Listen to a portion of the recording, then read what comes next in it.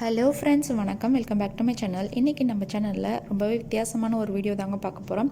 அது என்னன்னு பார்த்தீங்கன்னா, ஆரோக்கியமான குழந்தை பிறக்க அம்மா மட்டும் கஷ்டப்பட்டால் போதுமா, ஹெல்த்தியாக சாப்பிட்டு நல்ல எக்ஸசைஸ் பண்ணி வாக்கிங் போனால் போதுமா, ஆனால் அப்பாக்கள் என்ன செய்யணும் அப்படின்றத இந்த வீடியோவில் பார்க்கலாங்க. மனைவி கன்சீவாக இருக்கும் பொழுது அந்த கணவர் என்னென்ன விஷயங்கள் பின்பற்றணும், அவங்க பின்பற்ற வேண்டிய 6 முக்கியமான விஷயங்கள் என்ன அப்படின்றத இந்த வீடியோவில் பார்க்கலாங்க. வாங்க வீடியோக்குள்ளே போகலாம். அப்பா செய்ய வேண்டிய முதல் விஷயம் பார்த்தீங்கன்னா, நீங்களும் இப்போ ஒரு கர்ப்பிணி தாங்க. நீங்கள் குழந்தைய சுமக்கலைனாலும் உங்கள் மனதில் கன்சீவ் ஆகிட்டாங்க அப்படின்னு ஒரு எண்ணம் வந்துருச்சு இல்லையா? ஸோ உங்கள் குழந்தை வளருது அப்படின்னு தோணும் பொழுதே நீங்களும் ஒரு கர்ப்பிணி தாங்க. அப்போ நீங்கள் என்னென்ன செய்யணும்னு பார்த்தீங்கன்னா, உங்கள் ஒய்ஃபை ரொம்ப நல்லபடியாக பார்த்துக்கணும், அவங்கள மகிழ்ச்சியாக வச்சுக்கணும். அது மட்டும் இல்லை, புதிய அப்பாக்களுக்கான நிறைய புத்தகங்கள் ஆன்லைனில் இருக்குங்க. அதை வாங்கி நீங்கள் படிக்கணும்.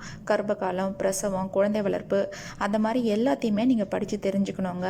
உங்கள் மனைவியை அவங்க உடம்பை டேக் கேர் பண்ணிக்கிறாங்களா, கவனம் செலுத்துகிறாங்களான்றதை நீங்களும் கவனிக்கணும். ஒருவேளை அவங்க தவறும் பொழுது நீங்கள் அவங்களுக்கு அவங்க சாப்பிட வேண்டிய மருந்துகள், அவங்க சாப்பிட வேண்டிய உணவுகளை கொடுத்து அவங்கள சந்தோஷமாக வச்சுக்கணுங்க. முதல் விஷயம், நீங்களும் இப்பொழுது ஒரு கர்ப்பிணி தான். அது மட்டும் இல்லை, உங்கள் குழந்தைக்காக என்னென்ன வாங்கணும் அப்படின்னு 2 பேரும் சேர்ந்து திட்டமிடுங்க. எப்படியெல்லாம் குழந்தைய வளர்க்கணும் அப்படின்னு அதை பேசி உங்கள் மனைவியோட நேரத்தை செலவழிங்க. இப்படி நீங்கள் செய்கிறதுனால உங்கள் மனைவியும் சந்தோஷமாக இருப்பாங்க. அது மட்டும் இல்லை, உங்கள் குழந்தையும் ரொம்ப ஆரோக்கியமாக இருக்கும். 2வது பார்த்தீங்கன்னா, இந்த மூட் ஸ்விங்ஸ்ன்னு சொல்லுவாங்க, அதை நீங்கள் புரிஞ்சுக்கணுங்க.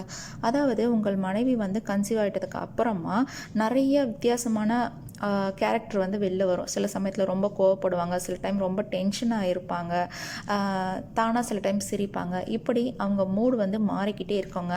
கர்ப்ப காலத்தில் இப்படி அவங்க வர்றது நார்மலான விஷயம்தான். அவங்க வெளியில் மகிழ்ச்சியாக இருந்தாலும் உள்ளே கொஞ்சம் பயம் இருக்குங்க. பிரசவத்துக்கு மனதளவில் அவங்க தயாராகி இருக்க மாட்டாங்க. சில பெண்கள் பார்த்திங்கன்னா ரொம்பவே பயப்படுவாங்க. என்ன பண்ணுறது அப்படின்னு, எப்படி இருக்குமோ, குழந்தை நல்லா வளருமா அப்படின்னு நிறைய பயங்கள் அவங்க மனதில் இருக்கும். அதை அவங்க சொல்லிக்க மாட்டாங்க. அதுதான் ஒரு டிஃப்ரெண்ட்டான அந்த மல்டி பர்சனாக வெளியில் வரும். திடீர்னு கோவப்படுறது, டென்ஷன் ஆகிறது, கத்துறது, அப்புறம் சில டைம் தனியாக போய் உட்காந்துருவாங்க. இந்த மாதிரி சமயத்தில் நீங்கள் பண்ண வேண்டியது அவங்கள புரிஞ்சுக்கணும்.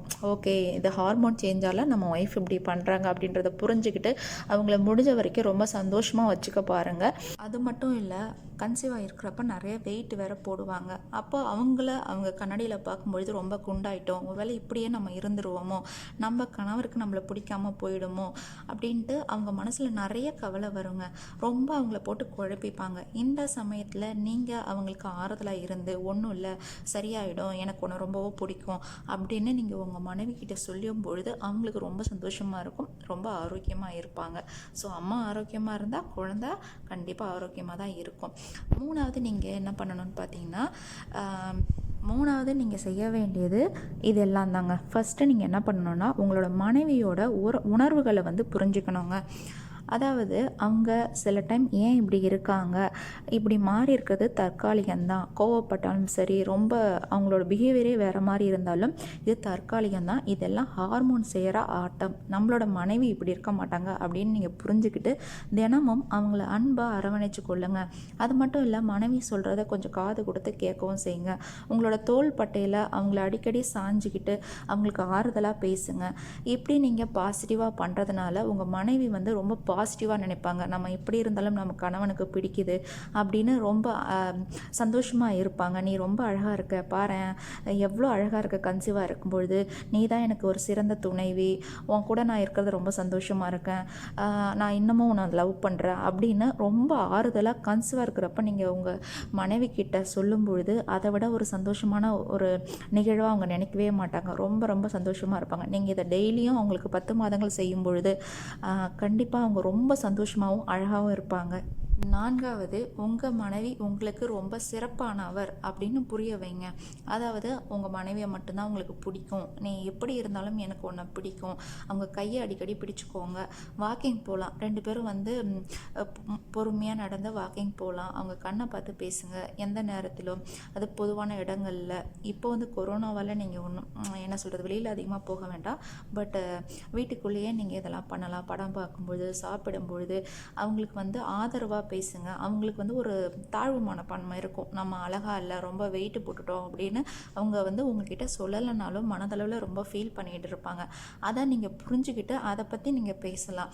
எனக்கு ஒன்றை தான் ரொம்ப பிடிக்கும், நீ வந்து ரொம்ப சிறந்தவள் அப்படின்னு சொல்லிட்டு அவங்கக்கிட்ட அடிக்கடி வந்து உங்கள் பாசத்தை வெளிப்படுத்தும் பொழுது அவங்களுக்கு ரொம்ப சந்தோஷமாக இருக்கும். நீங்கள் இதெல்லாம் பண்ணிங்கன்னா உங்கள் குழந்தையும் ஆரோக்கியமாக இருக்கும்.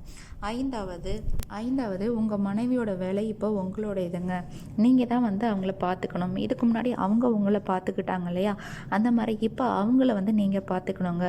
கீழே குனிஞ்சு ஏதாவது எடுக்கிறது, இல்லை தன் கால்களில் உள்ள நகங்களை கட் பண்ணுறது, அந்த மாதிரிலாம் நீங்கள் உதவி செய்யலாங்க. ஏன்னா அவங்க வீக்கமடைந்த கால்களுக்கு வந்து ஒத்தடம் கொடுக்கலாம். ஏன்னா நிறைய பேருக்கு கன்சீவாக இருக்கிறப்ப கால் வீங்கி இருக்கும்.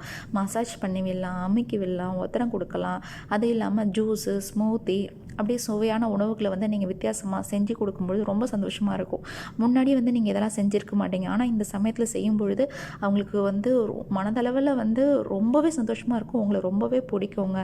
ஸோ இதெல்லாம் நீங்கள் கண்டிப்பாக பண்ணணும். 6வது நீங்கள் செய்ய வேண்டியது, தினமும் ஒரு மந்திரம் சொல்லணுங்க. அது என்ன மந்திரம் நான் சொல்லித்தரேன். டெய்லியும் நீங்கள் உங்கள் மனைவிகிட்ட சொல்ல வேண்டியது ஒன்றும் இல்லைங்க, பெரிய மந்திரம்னா பயந்துடாதீங்க. அது வந்து ஒரு காதல் மந்திரம், நம்பிக்கை மந்திரம். நீ அழகானவள், நீ அற்புதமானவள், ஒரு உயிரை வந்து அந்த உருவாக்கின அதை அந்த உலகத்துக்கு கொண்டுட்டு வர அப்படின்னு சொல்லி, நீ எப்பயும் அழகாக இருக்க, ரொம்ப அற்புதமானவள் அப்படின்னு சொல்லிக்கிட்டே இருக்கணுங்க. இதான் உங்கள் மந்திரம். நீங்கள் சொல்ல வேண்டியது அழகானவள், அற்புதமானவள். நாள்தோறும் மனைவி வந்து எவ்வளோ முக்கியம் அப்படின்னு நீங்கள் எடுத்து சொல்லுங்கள். நீங்களும் உங்கள் குழந்தைகிட்ட பேசுங்க. சுலபமான வலி இல்லாத பிரசவம் வந்து நடக்கும், தைரியமாயிரு, நீ வந்து ரொம்ப பிரேவானவ, உன்னால் வந்து குழந்தைய ஈஸியாக வெளியில் கொண்டு வர முடியும் அப்படின்னு தைரியப்படுத்துங்க. எப்படி உங்கள் குழந்தை வயிற்றுக்குள்ளே வளர்ந்துட்டுருக்கோ அதே மாதிரி உங்கள் திருமண வாழ்வும் உங்கள் மனைவியின் மீது உள்ள காதலும் வந்து வளர்ந்துக்கிட்டே இருக்கணுங்க. இந்த மாதிரி நீங்கள் செய்கிறதுனால நீங்களும் சந்தோஷமாக இருப்பீங்க, உங்கள் குழந்தையும் வந்து நல்லா ஹெல்த்தியாக இருக்கும். அது மட்டும் இல்லை, மனைவிக்கு இருக்கிற அந்த பயம், தாழ்வு மனப்பான்மை எல்லாம் போயிட்டு, ஓகே நம்ம எப்படி இருந்தாலும் நம்ம ஹஸ்பண்டுக்கு பிடிக்கும் அப்படின்ற ஒரு எண்ணம் வந்து அவங்க ரொம்பவே சந்தோஷமாக இருப்பாங்க. மனதளவிலையும் வெளியிலையும் பார்க்கவும் ரொம்ப சந்தோஷமாகவும் அழகாகவும் தெரிவாங்க. இந்த 6 விஷயங்கள் தாங்க உங்கள் ஒய்ஃபு கன்சீவாக இருக்கும்பொழுது நீங்கள் செய்ய வேண்டியது. என்னென்னு பார்த்தீங்கன்னா, ஃபஸ்ட்டு நீங்களும் ஒரு கர்ப்பிணி அப்படின்னு நீங்கள் இமேஜின் பண்ணிக்கணும். 2வது பார்த்தீங்கன்னா, உங்கள் மனைவியோட மூட் ஸ்விங்ஸ், அதாவது கோவங்கள், வித்தியாசமான அந்த எமோஷன்ஸ் அவங்க வெளில கொண்டு வரும்போது புரிஞ்சுக்கணும். 3வது பார்த்தீங்கன்னா, நீங்கள் அவங்கள எப்பயும் பாசமாக பார்த்துக்கணும். இதெல்லாம் நீங்கள் செய்யணும். 4வது வந்து நீங்கள் எனக்கு பெஸ்ட்டு, சிறப்பானவள் அப்படின்னு புரிய வைக்கணும். அவங்களுக்கு நீங்கள் பெஸ்ட்டுன்னு புரிய வைக்கணும், உங்களுக்கு அவங்க சிறந்த தோழன், தோழின்னு நீங்கள் புரிய வைக்கணும். 5வது வந்து மனைவியோட வேலையை நீங்கள் இப்போ வந்து ஷேர் பண்ணணும். அவங்க உங்களை பார்த்துக்கிட்ட மாதிரி நீங்கள் அவங்கள பார்த்துக்கணும். 6வது பார்த்தீங்கன்னா, தினமும் சொல்ல வேண்டிய மந்திரம், நீ ரொம்ப அழகாக இருக்க, ரொம்ப அற்புதமானவள், என்னோட வந்து உயிர் அப்படின்றது தான். இந்த 6 விஷயங்களை நீங்கள் ஃபாலோ பண்ணும்பொழுது உங்கள் மனைவி ரொம்ப சந்தோஷமாக இருப்பாங்க. ஈஸியாக அவங்களுக்கு நார்மல் டெலிவரி ஆகும். ஆரோக்கியமாக அவங்களும் குழந்தையும் இருப்பாங்கன்றதில் எந்த ஒரு சந்தேகமும் இல்லை. ஓகே ஃப்ரெண்ட்ஸ், இந்த 6 விஷயங்களை தான் கன்சீவாக இருக்கிற பெண்களோட கணவனுக்கு நான் சொல்லணும்னு நினச்சேன். கண்டிப்பாக இந்த வீடியோவை நீங்கள் பார்த்தீங்க அப்படின்னா உங்கள் ஹஸ்பண்டுக்கு போட்டு காமிங்க, அவங்களும் கொஞ்சம் தெரிஞ்சுக்கிட்டோம். அப்போ அவங்க உங்களை இன்னும் நல்லா பார்த்துப்பாங்க. உங்களுக்கு பயனுள்ளதாக இல்லை அப்படின்னாலும் உங்களோட ஃப்ரெண்ட்ஸ், ரிலேட்டிவ்ஸ்க்கு ஷேர் பண்ணுங்கள், அவங்களாவது பயனடையட்டும். வேறு ஒரு யூஸ்ஃபுல்லான வீடியோட மீண்டும் சந்திக்கிறேன். பாய், தேங்க்யூ.